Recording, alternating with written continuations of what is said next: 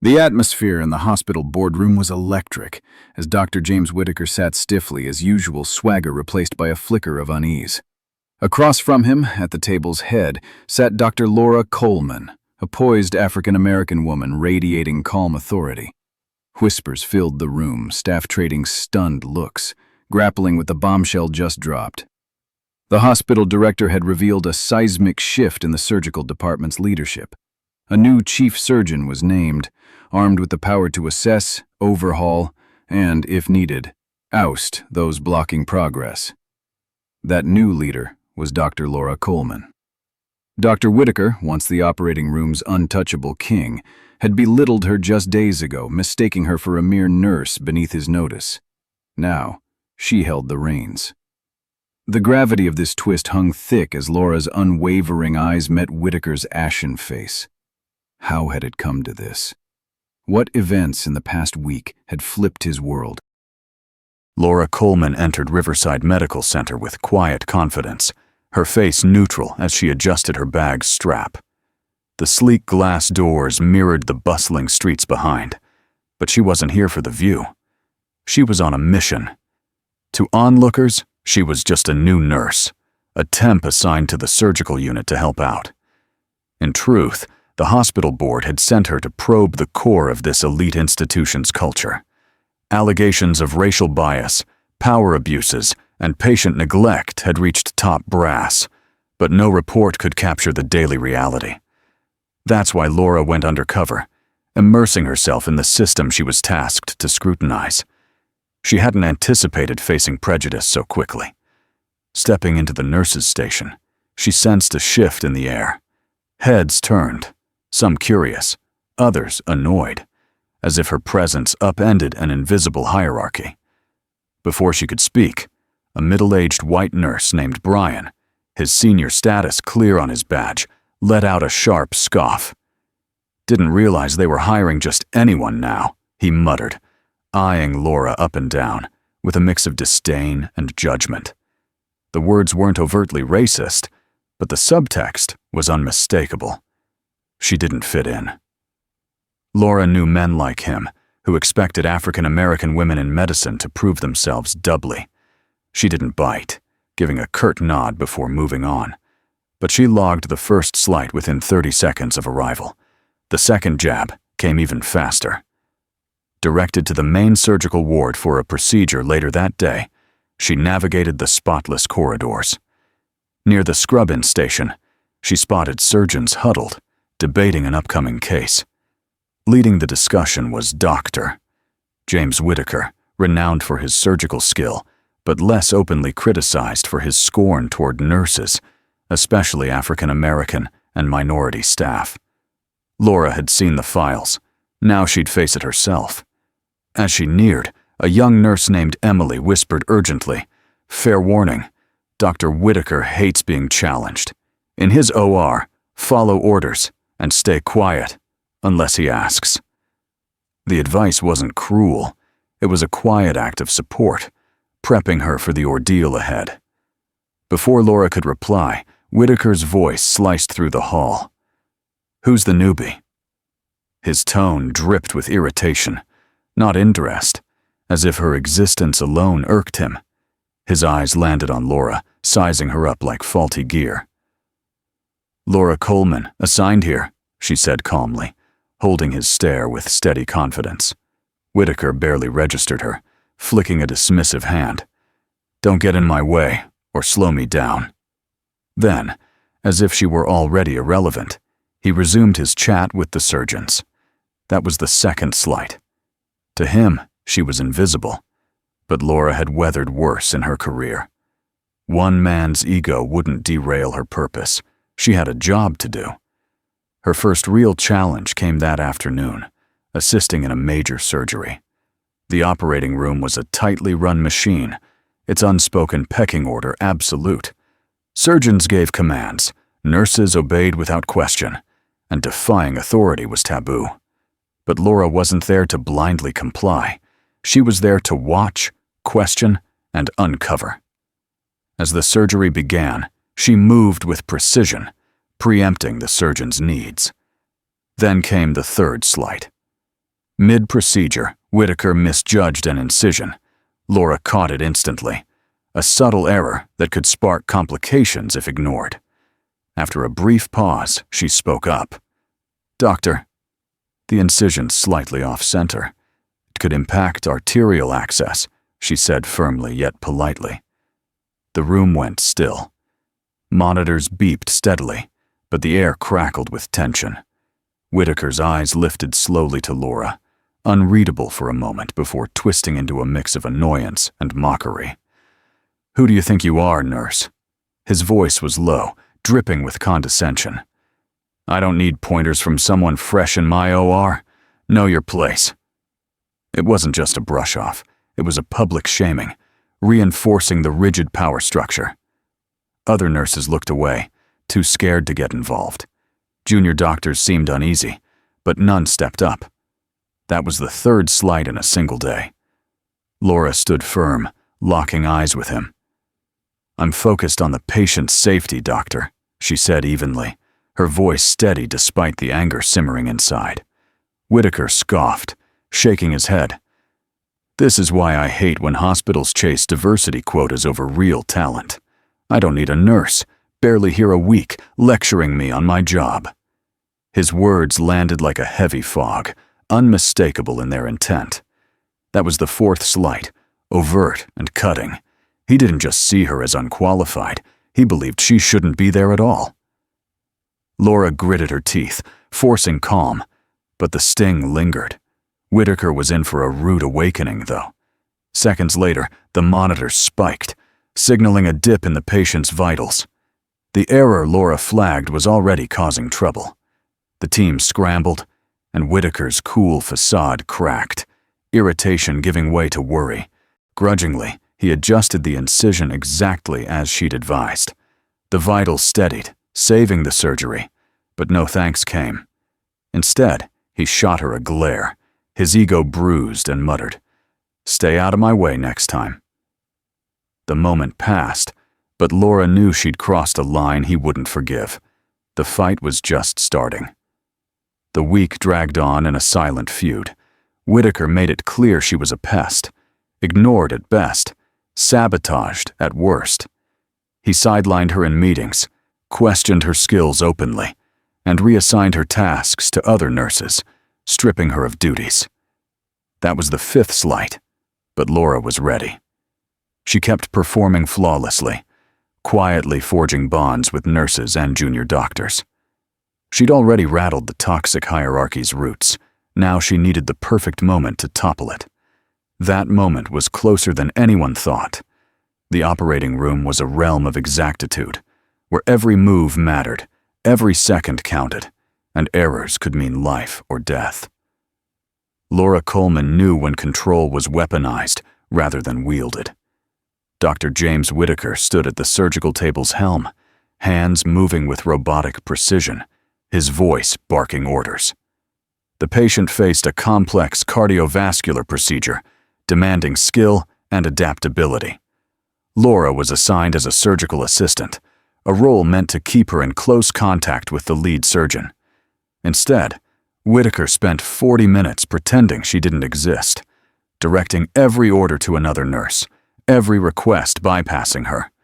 It was petty but potent, signaling she didn't belong. The tension was stifling, but Laura stayed cool. She wasn't there to soothe Whitaker's fragile pride. She was there for the patient. Spotting a critical flaw in his incision, she had to act. "Doctor, the positioning's slightly off," she said, voice calm but firm. "Adjusting 2 millimeters will secure arterial access and lower clotting risks." The room froze. Every nurse, junior doctor, and tech felt the air shift. Laura had done the unthinkable, corrected Whitaker mid-surgery. He paused, scalpel hovering. Slowly, he turned, his face a mix of shock and fury. "Excuse me?" His voice was icy. "You're questioning my work in my operating room?" His words weren't about technique. They were about dominance, and Laura had just challenged his throne before the whole team. "I'm focused on the patient, doctor," she replied, unshaken. "Not egos." Gasps rippled through the room. A junior doctor flinched, bracing for Whitaker's wrath. His grip on the scalpel tightened, knuckles whitening. "You're just a nurse," he snarled. "You don't tell me how to operate. If you can't stay in your lane, get out." His venom made it clear. She wasn't just beneath him. She was an outsider who didn't deserve a place here. Then the monitor spiked. The patient's vitals wavered, proving Laura's warning right. Whitaker hesitated, pride clashing with reality. Then, with a grudging growl, adjusted the incision as she'd said. The room's tension was suffocating, but the fix worked. The patient stabilized, but the blow wasn't to the patient. It was to Whitaker's ego. He'd had to heed her, admit she was right, and he'd never forgive her. The surgery ended, and Whitaker stormed out, silent. The staff swapped uneasy glances, but no one voiced the obvious. Laura knew what was next. She'd crossed Whitaker, and men like him didn't let that slide.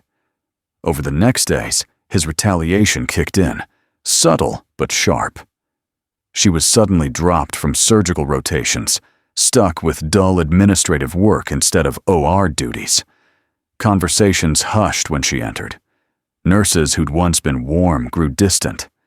Whitaker's reach was long, and he was showing that defying him had a cost. Laura wasn't fazed. She'd seen this coming, planned for it. And if Whitaker thought cheap tricks would break her, he was mistaken. She began connecting with staff, nurses with years of service, junior doctors who'd seen Whitaker's contempt for those he deemed lesser. Their stories fueled her resolve. Some had been humiliated publicly, their skills doubted due to race or gender.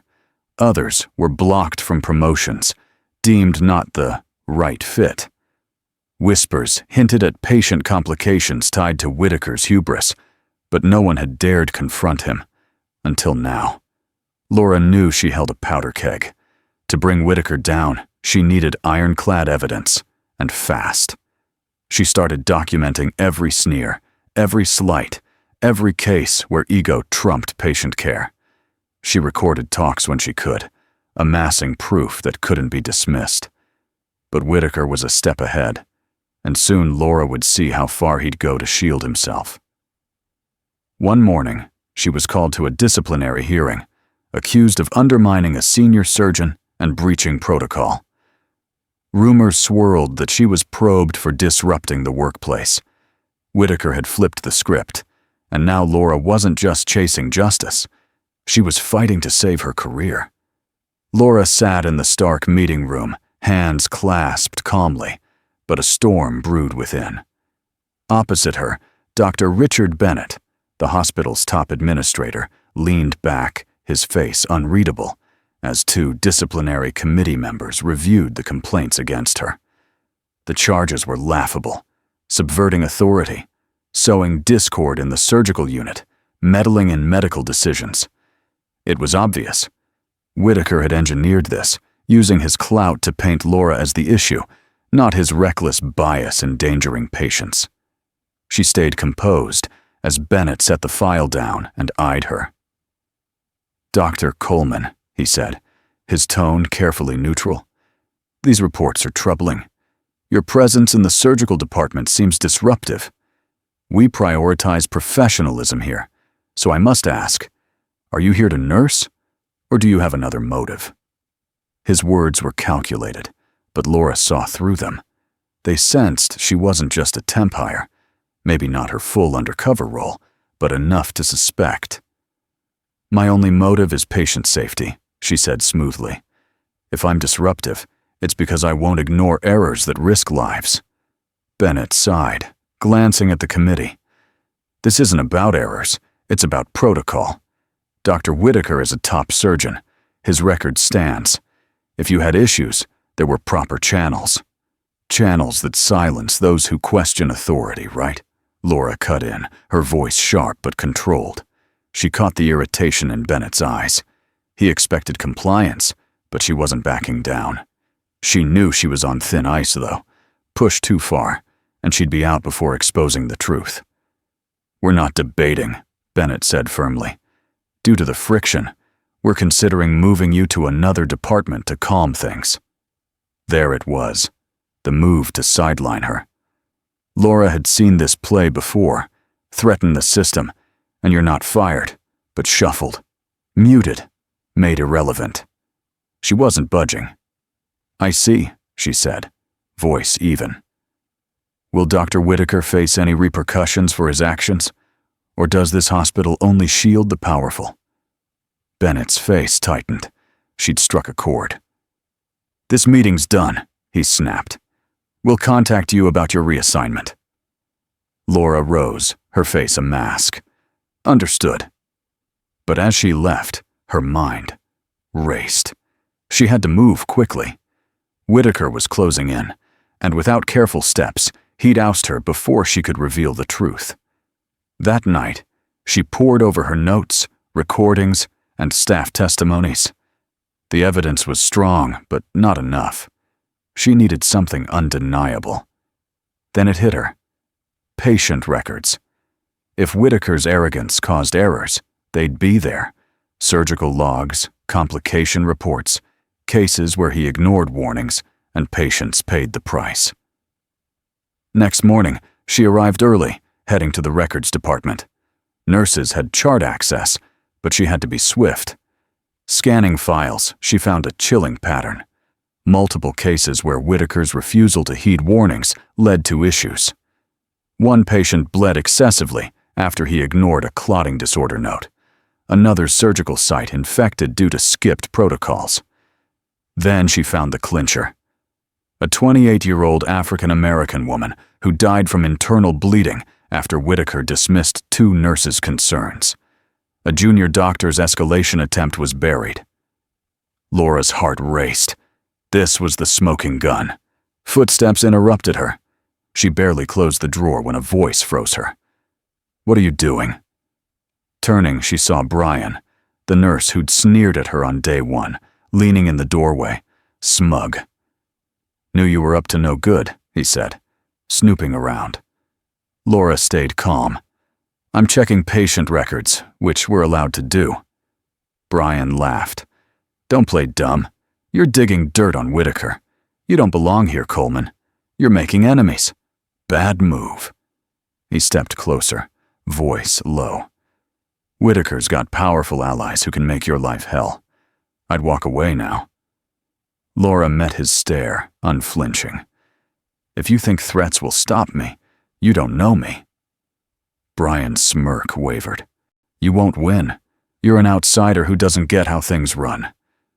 "No," Laura said softly. "I know exactly how things run. That's why I'm here to fix them." She walked out, mind spinning. She had the evidence, but now she was a target. Whitaker knew she was closing in, and his next strike would be ruthless, aiming not just to discredit, but to destroy her. Laura had little time to process Brian's threat before her investigation's fallout hit. The next morning, an email summoned her to the disciplinary board. The charges had escalated.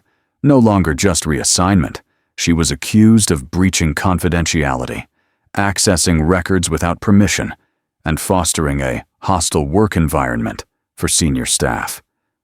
The language was crafted to pin the blame on her, not the systemic flaws she'd exposed. She wasn't surprised. She'd expected Whitaker's counterattack. He'd likely learned she'd found the buried records, and, instead of owning up, tried to erase the problem. But this problem wasn't going quietly. Entering the boardroom, the air was heavy. Dr. Bennett sat at the head, his face blank, flanked by 2 senior board members. Whitaker lounged to the side, his smugness barely veiled, eyeing Laura like prey. "Doctor." "Coleman," Bennett began, voice firm but measured. "We've received serious reports about your conduct. Your presence has caused major disruptions. We take unprofessional behavior seriously." Laura kept her hands folded, face serene. "What exactly are these claims?" "Several complaints," Bennett said, "about you overstepping in surgeries, undermining staff, and most gravely, accessing restricted records without clearance." Laura saw the setup. Whitaker had leaked her records room visit, omitting why. He wanted to ruin her before she could spill the truth. "It's odd," she said coolly, "that I'm accused of improper access, when those records showed multiple avoidable patient complications from surgical negligence. If this is about protecting the hospital, shouldn't we discuss those cases, not Dr. Whitaker's personal grudge?" Silence gripped the room. Bennett tensed, and an older board member, silent till now, frowned. "What cases?" she asked. Whitaker's jaw locked. He hadn't expected such a bold counter. He'd thought she'd scramble to defend herself, not turn the tables. "Cases of patient deaths," Laura said. "Preventable if staff weren't silenced for speaking up. I have records, testimonies, and reports to prove it." Bennett's face darkened, sensing the situation slipping. "If patient safety's the issue," she cut in before Whitaker could redirect, "let's discuss it. If this is about punishing me for speaking out, let's own that." Whitaker's fists balled, losing grip on the narrative. "Dr. Coleman's insubordinate," he barked. "She's disrespected this hospital's structure. By refusing to let arrogance harm patients?" The board swapped uneasy looks. Laura saw doubt take root, but Whitaker wasn't out. "You should know," he said, voice laced with malice. "She's not who she seems. She's no nurse. She's been lying to us." Laura's stomach sank. He'd cracked her cover. "Is that true?" Bennett asked, voice steady. Laura's mind raced. She'd planned to reveal herself strategically, but Whitaker had forced it. No hiding now. She straightened, locking eyes with him. "Yes," she said. "I'm Dr. Laura Coleman, a board-certified surgeon specializing in medical ethics and reform, sent by the board to assess this department." The room reeled. Bennett froze, the board members gaped, and Whitaker looked rattled for the first time. He'd thought he'd unmask her. Instead, he'd shown she had the board's backing. The meeting's power flipped. "I see," Bennett said neutrally. "Your findings, Dr. Coleman." She didn't waver.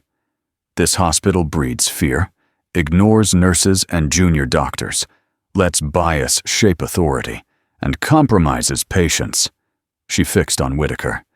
"The main driver of this toxicity sits here." Silence crashed down. Whitaker looked struck, speechless. For once he wasn't in charge. Bennett coughed. "That's a bold claim."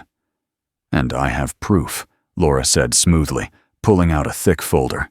"Patient cases, testimonies, hospital data. It's all here." The older board member skimmed it, brow creasing. "This is alarming," she said. "It needs urgent review." Bennett nodded, then faced Whitaker.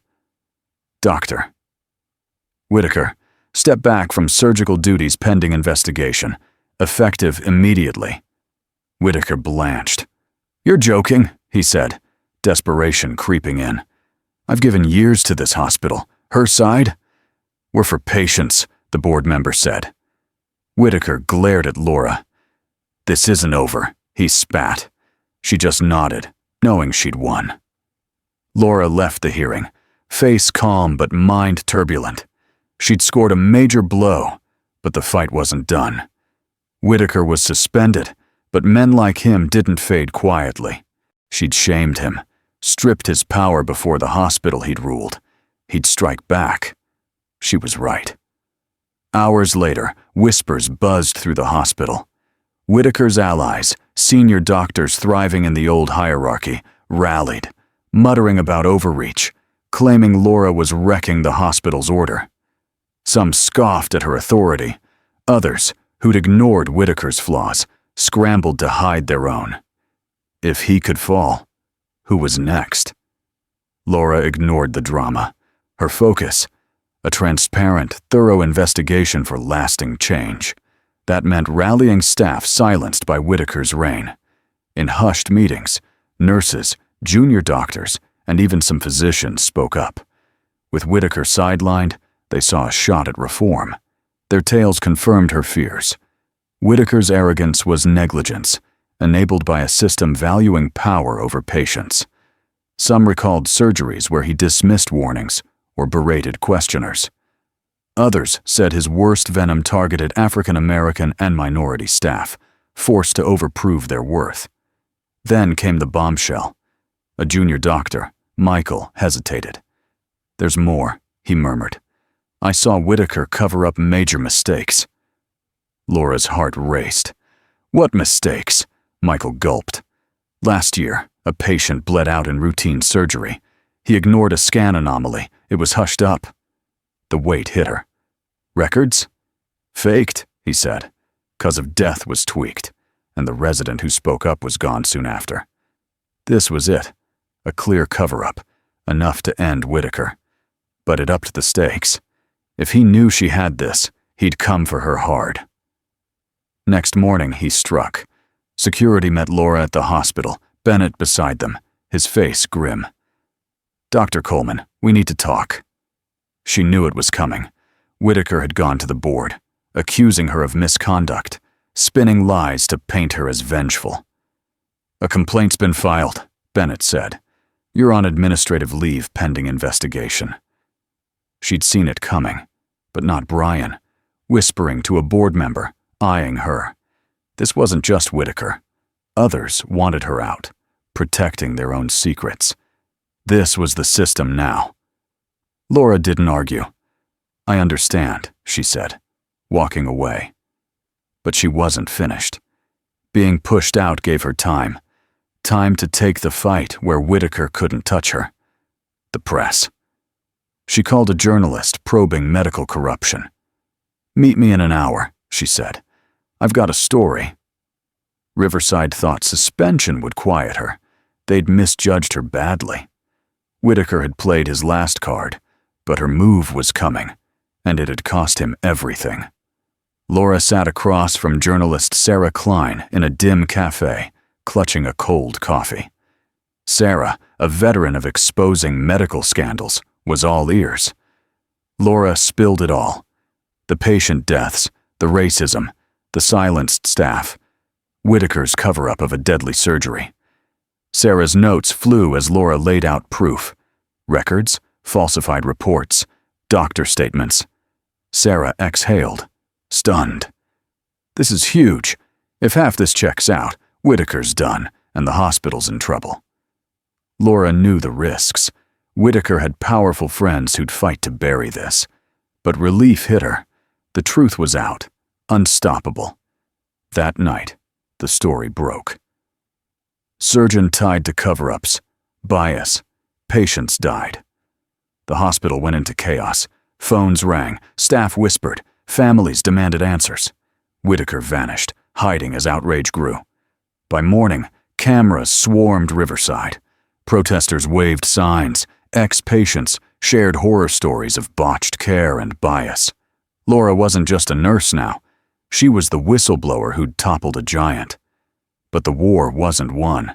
The board called an urgent meeting, summoning Laura, not for discipline, but a reckoning. Bennett looked drained, his calm shattered. Board members who'd tried to silence her were rattled, their power shaken by public fury. Whitaker sat, pale and deflated, avoiding her eyes. "Doctor." "Coleman," Bennett started, strained. "We need to plan next steps." Laura saw their angle. Limit damage. Dodge, full blame. She wouldn't let them. "It's clear," she said. "Remove Whitaker, or I take this to the state board to end his license." Whitaker snapped, voice raw. "You've ruined an institution thinking you're a hero. You'll pay for this." Laura didn't blink. "I'm not the one under fire," she said. "You are." Whitaker gripped the table, but he was powerless. The evidence was crushing, the outcry deafening. Bennett sighed. "Doctor." "Whitaker, your employment is terminated. Effective immediately." The words landed like thunder. Whitaker froze, his career collapsing. He looked for defenders, but none came. "You can't," he hissed, but his fire was gone. Laura watched as security stepped in. "Doctor." "Whitaker, leave the premises," one said. As he passed her, he growled. "You'll regret this." She didn't waver. "No, I won't." He was gone. The battle wasn't over. The hospital needed rebuilding. Whitaker's probe exposed deeper flaws. Nurses and doctors still scared. Patients at risk. Laura faced the board. "Whitaker's out.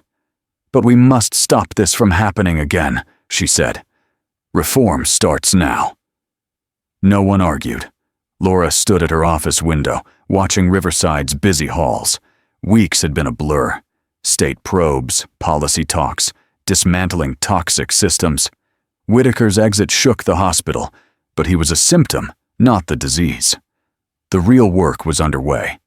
A patient safety task force was set, ensuring no complaint, bias, ethics, or errors was ignored. Laura pushed an anonymous reporting system, skipping bureaucracy straight to oversight. The board balked, but public pressure forced their hand. Staff spoke freely now, fear fading from Riverside's pulse. Reform wasn't just rules, it was people. Laura bonded with nurses and junior doctors, hearing their silenced stories. She joined briefings, sat in break rooms, and saw the hospital morph into what it should be. Patients first, egos last. Some old-timers griped, missing the old ways, but they were outliers. The hospital marched forward. Even Bennett, once skeptical, softened. One night, post-meeting, he stopped by. "You were right," he said, leaning in her doorway. "We ignored too much. No more."